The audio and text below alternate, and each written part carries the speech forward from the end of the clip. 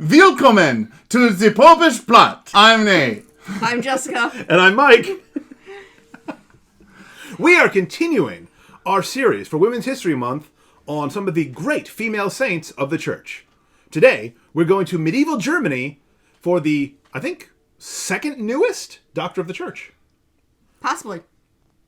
So, who are we talking about today? We are talking about Saint Hildegard of Bingen, or of Von Bingen, and she's also known as the Sibyl of the Rhine.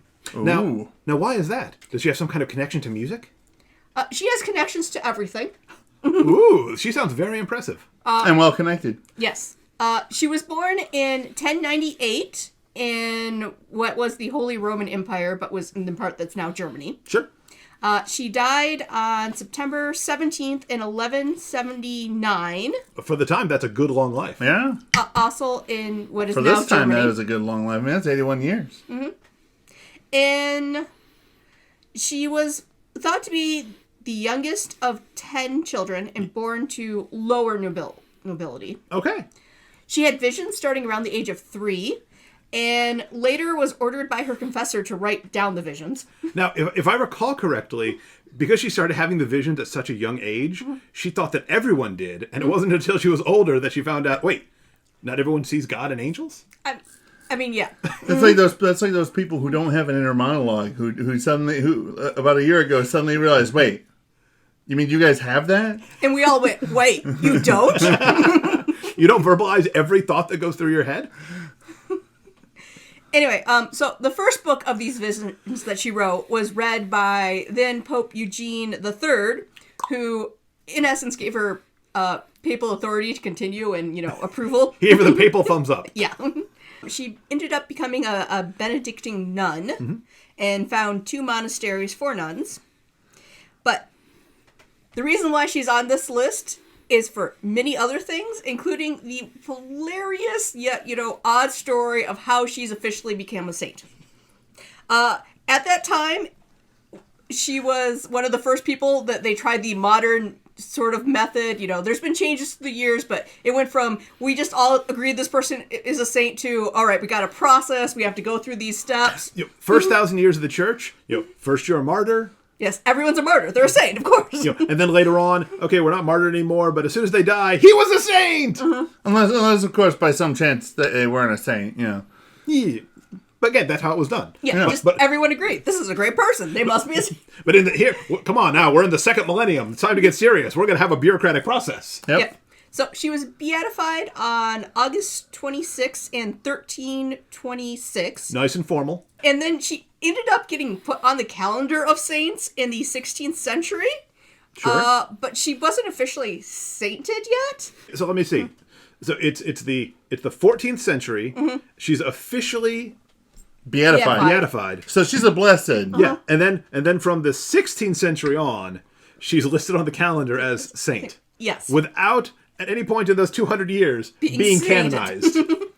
Awesome. She's actually one of our newer saints because she was canonized on May 10th, 2012, with a equivalent canonization by Benedict, because he basically what he did, we all know she's a saint. She's been listed as a saint for hundreds of years. We just forgot to do the paperwork. Yes. And plus, he wanted to be able to then name her a doctor of the church, which he did on October 7th of that year. And it just, a bit of a stickler. If you're going to be a doctor of the church, you should probably be a saint. You know how Germans like to have all their I's dotted and T's crossed and umlauts in place. So, being a new saint, she's not actually officially the patron of anything, but unofficially she's in charge of musicians, writers, and the culinary arts, among other things suggested. And forgotten children. Listen, she was the youngest of 10. It's inevitable. That's probably how she ended up in religious life. They visited one day and just stayed behind. Well, it was also, it's the minor nobles, so there's only, so many, proper things that a noble woman can do, but you weren't like the top nobles where you get married off to some other prince. Yeah, well, plus back in the day, if you had a whole lot of kids, you basically tithe one to the church. And the one who's been seeing visions her whole life seems like the obvious choice. Seriously, this doesn't happen to you guys on a regular basis? You're not seeing this? Anyway, So in her long life in the monastery, what else did she do? She was known as being an abbess, an artist, an author, a composer, a mystic, of course, a pharmacist, a poet, a preacher, a theologian, a philosopher, a visionary, and a polymath, which in this case does not mean she knows multiple maths, although she probably did know multiple, maths and practicality. Mm-hmm. I think that It last essentially is one. the equivalent of being a Renaissance man. She Woman. simply was in charge of so many things and knew so many things. I think given the long list that precedes it, that last one is Is a kind given? of redundant. Maybe it should be first. She was a polymath, full colon, and then the list of things. Yes. But seriously, she was a pharmacologist. Yes. Like I can understand being like an author and an artist. These are all in the creative realm. But no, she's also into the physical sciences. Yes. In fact, many people consider her the founder of scientific natural history for Germany. Sure. On the music front, we have more chants that we know are from her than any other person in the Middle Ages. This is super cool. She also wrote the first surviving play that was done about, morals. She invented her own language with her own alphabet for doing some of her writing. So all of you Tolkien fans should be big fans of Saint Hildegard because she also invented languages apparently just for fun. She's known for being a pharmacist in part because she's the first person we have recorded that noted you put hops in beer so you can preserve it.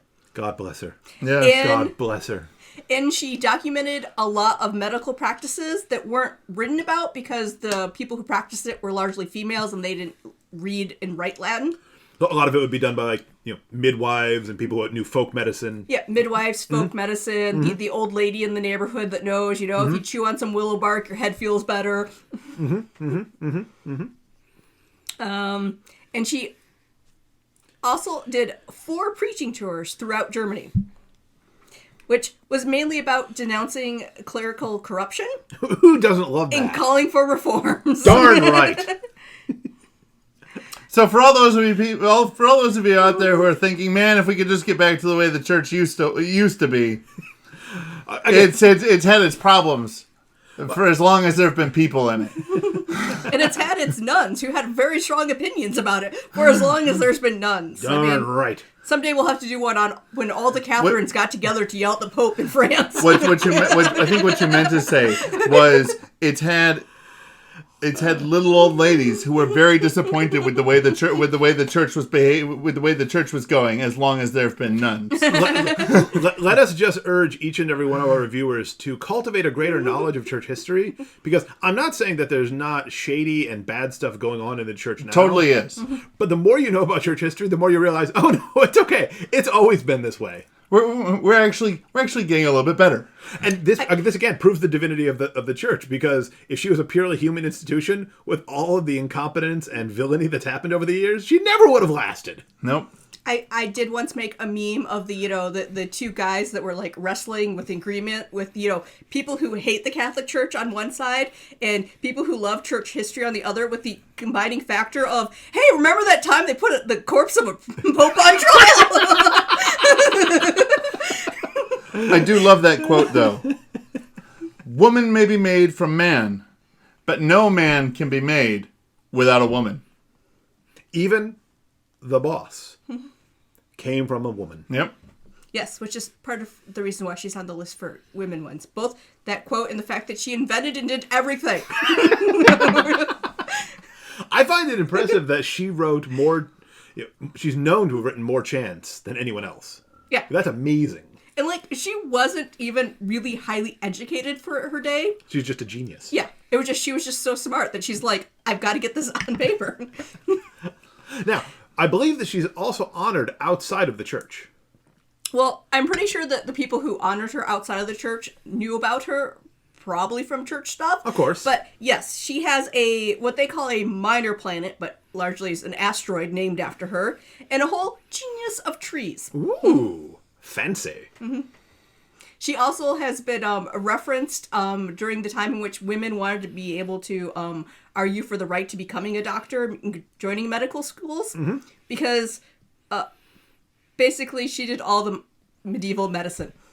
Okay, given the state of medicine in the Middle Ages, she was as much a physician as anyone else. I mean, she still followed the four humors, but she combined it with her mystic beliefs too, and seeing stuff. So, like, some of it sounds wacky, but no more wacky than the other stuff, and some of it sounds a lot more right. Okay, she went with the best knowledge that was available to her then. I'm not saying that our medical knowledge isn't superior to theirs. No. This is going to sound crazy, but just trust me. The angel said it's good. Chew on this bark. It'll make your head hurt less. No, it's not from Rayfield. That would be fish guts. It's always fish guts with that guy. Smeared. So, Hildegard von Bingen, doctor of the church, and good at apparently everything. Pray for us. Amen. Oh, also, I'm glad you mentioned the medical school for women, because that will be that'll come into play next week. Yes. Ah, excellent. So, go down below to the comment section and leave us a comment. Maybe there's a female saint that you think we need to talk about. Maybe there's some interesting thing that Saint Hildegard did or said, and you would like to comment on it. Yeah. Maybe you'd be able to identify some area of life at which she didn't excel. Good luck, because she was good at everything.